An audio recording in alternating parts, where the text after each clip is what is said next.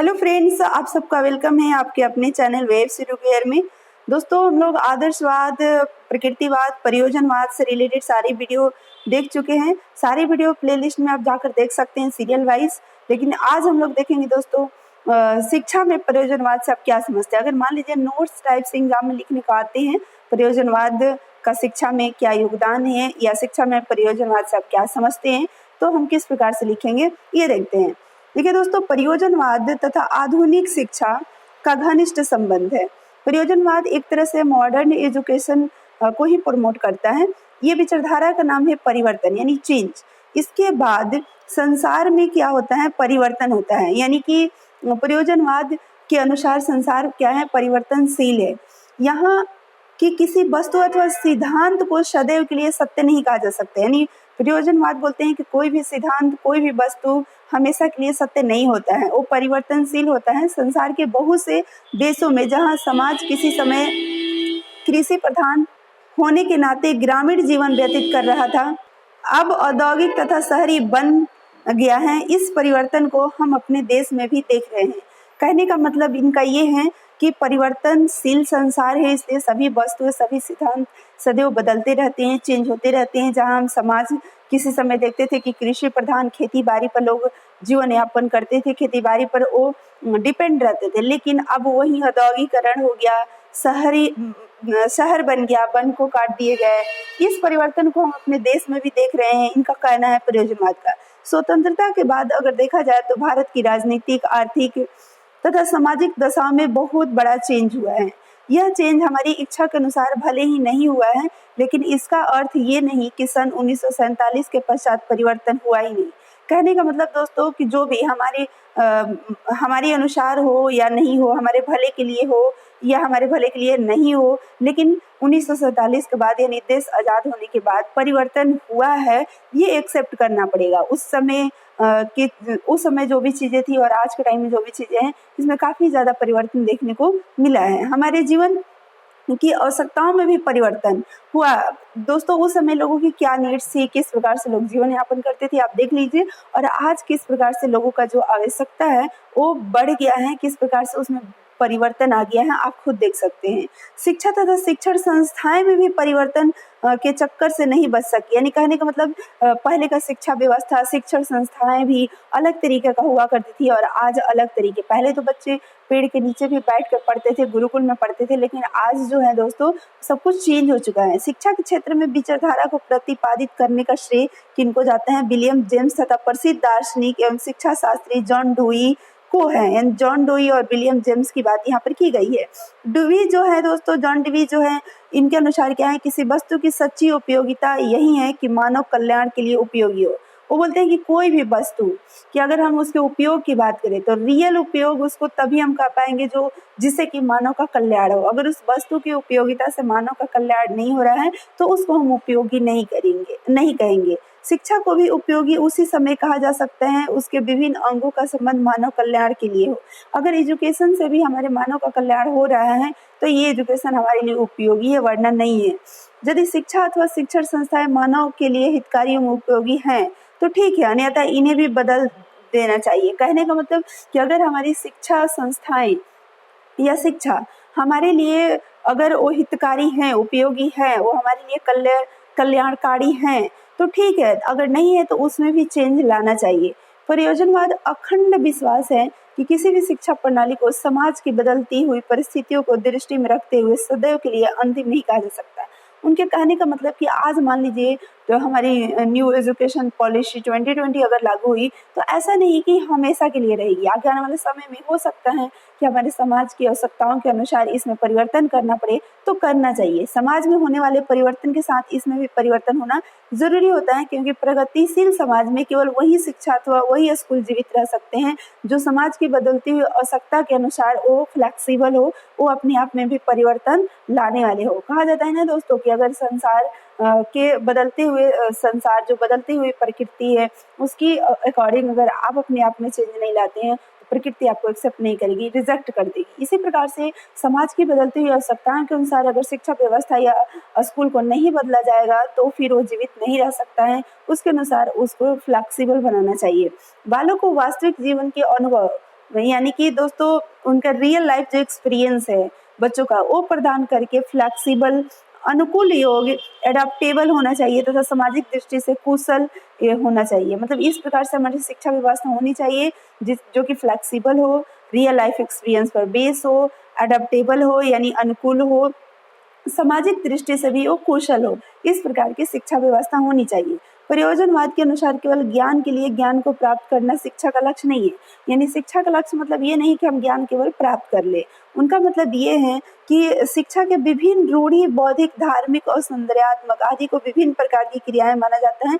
प्रयोजनवाद का दृढ़ विश्वास है कि बालक इन सभी क्रियाओं के द्वारा अपने निजी मूल्यों एवं आदर्शों का निर्माण करे। कहने का मतलब ये दोस्तों है कि बौद्धिक हो, धार्मिक हो, सौंदर्यात्मक हो, जितने भी गुण हैं उन सब के माध्यम से बच्चे अपने मूल्य, अपने निजी मूल्य और अपने आदर्शों का खुद निर्माण कर सके। ये सभी क्रियाएं जो हैं, बौद्धिक क्रिया हो, धार्मिक क्रिया हो या सौंदर्यात्मक क्रिया हो, उनकी आवश्यकताओं की पूर्ति करे तथा उनके जीवन के लिए उपयोगी सिद्ध हो। इस प्रकार से होना चाहिए दोस्तों। और आगे अगर आप देखते हैं तो यहाँ पर आप देख सकते हैं प्रयोजनवाद की इस धारणा से यह स्पष्ट होता है कि विचारधारा शिक्षा को दर्शन का गत्यात्मक रूप नहीं मानता, अभी तो इसके अनुसार दर्शन स्वयं शिक्षा की उपज है। यानी कहने का मतलब ये है कि ये बोलते हैं कि दर्शन का गत्यात्मक रूप शिक्षा नहीं है। इनके अनुसार क्या है कि दर्शन स्वयं शिक्षा का क्या है, उपज है। नहीं, शिक्षा से दर्शन की उत्पत्ति हुई, न कि दर्शन से शिक्षा की उत्पत्ति हुई। डीवी के अनुसार, जॉन डीवी जो है वो बोलते हैं दर्शन शिक्षा के प्रयोग तथा व्यवहार से उत्पन्न होता है। बिल्कुल, ये भी बोलते हैं कि शिक्षा के प्रयोग और व्यवहार से ही दर्शन का उत्पत्ति हुआ है, इसलिए उसने शिक्षा सिद्धांत को ही दर्शन की संज्ञा दी है। प्रयोजनवाद ने आधुनिक शिक्षा के क्षेत्र में एक नई चेतना जागृति पैदा किया। इसके परिणाम स्वरूप प्राचीन आदर्शों, परंपराओं, रूढ़ियों, अंधविश्वासों का अंत होता जा रहा है। यानी पुराने जमाने के जो आदर्श है, परंपरा है, रूढ़ियां हैं, अंधविश्वास है, वो सब क्या होते जा रहे हैं, खत्म होते जा रहे हैं। विचारधारा निगमन विधि यानी इंडक्टिव मेथड के द्वारा ज्ञान प्राप्ति पर बल देती है।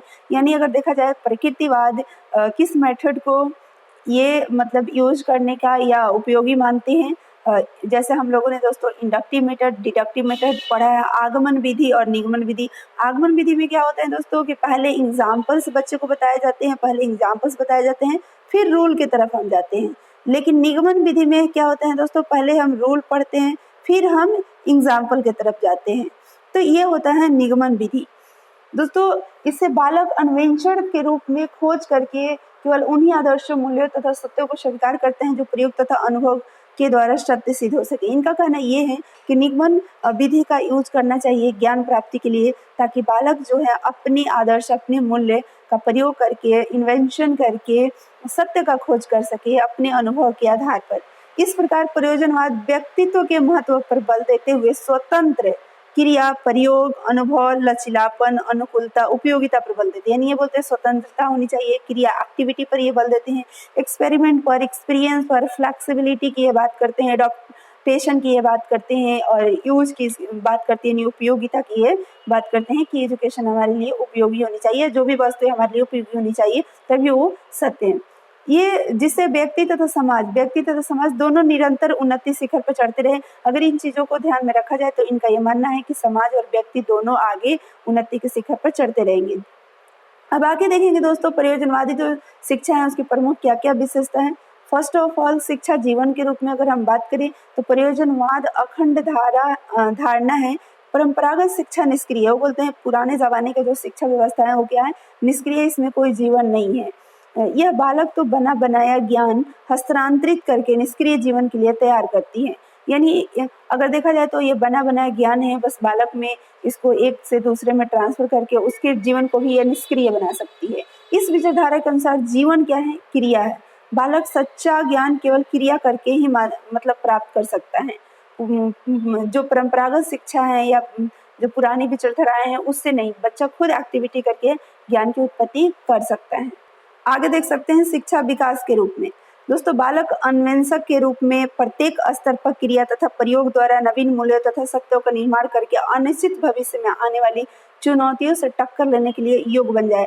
इनका कहना ये है प्रकृतिवाद की इन्वेंशन के रूप में प्रत्येक लेवल पर एक्टिविटी करके, एक्सपेरिमेंट करके नए नए मूल्यों तथा नए नए सत्यों का निर्माण करके बच्चा जो है वो इस प्रकार से बन जाए कि आगे आने वाला जो उसका भविष्य है उस भविष्य में जितनी भी चैलेंजेज आए उसकी लाइफ में, उससे वो टक्कर लेने योग्य बन जाए। इस प्रकार से इनका थॉट है। इस प्रकार प्रयोजनवाद के अनुसार सच्ची शिक्षा वही है जो बालक का पूर्ण रूपेण विकास कर सके, पूरी तरीके से उसका डेवलपमेंट हो, जिन शिक्षा से वही सच्ची शिक्षा है। दोस्तों देखा जाए नेक्स्ट पॉइंट, तो शिक्षा निरंतर अनुभव के पुनर्निर्माण करने के रूप में। ये बोलते हैं जो एजुकेशन है दोस्तों, प्रयोजनवाद के अनुसार एजुकेशन का अर्थ है विकास, न कि पुस्तकीय ज्ञान। ये पुस्तकीय ज्ञान की बात नहीं करते हैं, शिक्षा वही है जिससे कि विकास हो। ये जो प्रयोजनवाद है, इनके समर्थक का दृढ़ विश्वास है कि ज्ञान पूर्व निश्चित नहीं होता है। वो बोलते हैं ज्ञान पहले से बना बनाया नहीं होता है, ये समय और परिस्थिति के अनुसार बदलता रहता है ज्ञान। प्रयोजनवादी पुस्तकीय ज्ञान को बलपूर्वक ठूसने का विरोध करते हैं। बोलते हैं कि पुस्तकीय ज्ञान को बच्चे के अंदर बलपूर्वक नहीं ठूसना चाहिए, इस बात पे ये बल नहीं देते हैं। और इस बात पर बल देते हैं कि बालक का सच्चा ज्ञान उसके अनुभव द्वारा प्राप्त हो सकता है। यानी वो बोलते हैं कि बच्चे जो हैं अपने एक्सपीरियंस से ही वो सच्चे ज्ञान को प्राप्त कर सकते हैं, जो कि हमेशा वातावरण की परिस्थितियों के अनुसार वो ज्ञान बदलता रहता है। अनुभव की वृद्धि से बालक के व्यवहार में परिवर्तन होता है। जैसे जैसे एक्सपीरियंस बढ़ता जाता है वैसे वैसे बच्चे के व्यवहार में परिवर्तन भी होते जाता है। इसके आधार पर और अधिक अनुभव प्राप्त करते हैं, और इससे क्या होता है कि हमारे लाइफ में जैसे जैसे हम अपने एक्सपीरियंस के आधार पर व्यवहार में चेंज लाते हैं, आगे बढ़ते हैं, वैसे वैसे और नए नए एक्सपीरियंस हमारे लाइफ में होते जाते हैं। और इस प्रकार से हमारा फिर नया एक्सपीरियंस का निर्माण होता है, और निरंतर एक्सपीरियंस का निर्माण हमारे लाइफ में होते रहता है। सूक्ष्म रूप से शिक्षा अगर देखा जाए यहाँ पर दोस्तों, तो सूक्ष्म रूप से कहा जा रहा है कि शिक्षा ऐसी प्रक्रिया है जिसके द्वारा बालक अनुभव में निरंतर वृद्धि, यानी शिक्षा क्या है प्रयोजनवाद के अनुसार, तो शिक्षा जो है एक ऐसी प्रक्रिया है जिसके द्वारा बालक के अनुभव में, बालक का जो एक्सपीरियंस है उसमें निरंतर कंटिन्यूसली वृद्धि, पुराने अनुभव में परिवर्तन, यानी कि नए एक्सपीरियंस में वृद्धि हो रहा है, पुराने अनुभव में चेंजेस आ रहे हैं, आगे आने वाले नए अनुभव जो है उसका निर्माण हो रहा है। 3 चीजें को आपको ध्यान रखना है। फर्स्ट क्या है कि जो पुराने अनुभव है उसमें परिवर्तन, चेंज आ रहा है, समय परिस्थिति के अनुसार चेंज आएगा। दूसरा क्या है, अनुभव जो है उसमें वृद्धि हो रहा है कंटिन्यूसली। 2-4 हमारी लाइफ एक्सपीरियंस थी, अब 10 एक्सपीरियंस हो गई, जैसे आगे बढ़ते हमारी लाइफ में एक्सपीरियंसेस जो है वो बढ़ती जाती है।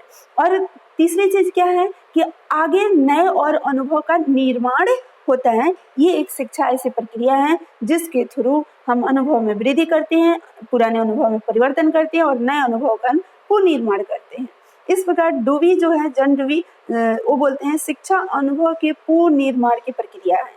बिल्कुल, यानी पुनर्निर्माण की प्रक्रिया, अनुभव के पुनर्निर्माण की प्रक्रिया है शिक्षा। शिक्षा एक सामाजिक प्रक्रिया के रूप में, यानी कि अब हम देखते हैं education as a social process.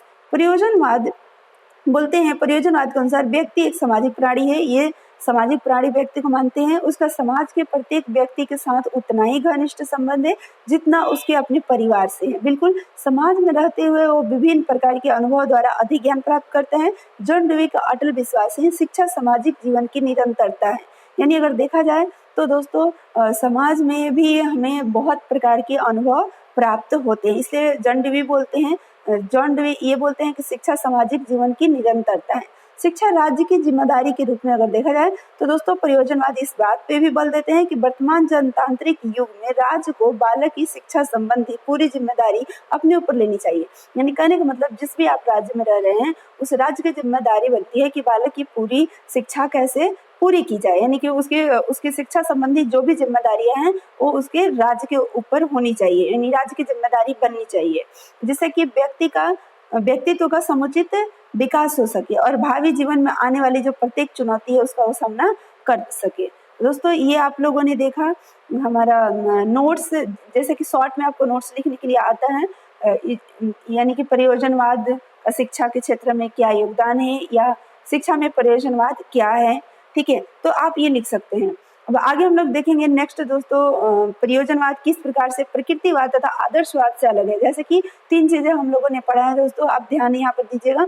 आदर्शवाद हम लोगों ने पढ़ा है, प्रकृतिवाद हम लोगों ने पढ़ा है, प्रयोजनवाद पढ़ा है। 3 हम लोगों ने विचारों को पढ़ा है, आदर्शवाद किस प्रकार से सोचते हैं, आदर्शवाद के अनुसार शिक्षा क्या है, स्कूल क्या है, बालक क्या है, ये सारी चीज। प्रकृतिवाद के अनुसार प्रकृतिवाद शिक्षा के बारे में क्या बोलते हैं, बच्चे को क्या बोलते हैं, शिक्षक को क्या बोलते हैं, उनके नज़र में बिल्डिंग यानी स्कूल का क्या इंपॉर्टेंस है, अनुशासन का क्या इंपॉर्टेंस है, किस प्रकार का अनुशासन होना चाहिए, ये सारी चीज़ें हम लोगों ने पढ़ा है। परियोजनवाद से भी रिलेटेड सारी चीज़ें हम लोगों ने पढ़ा है।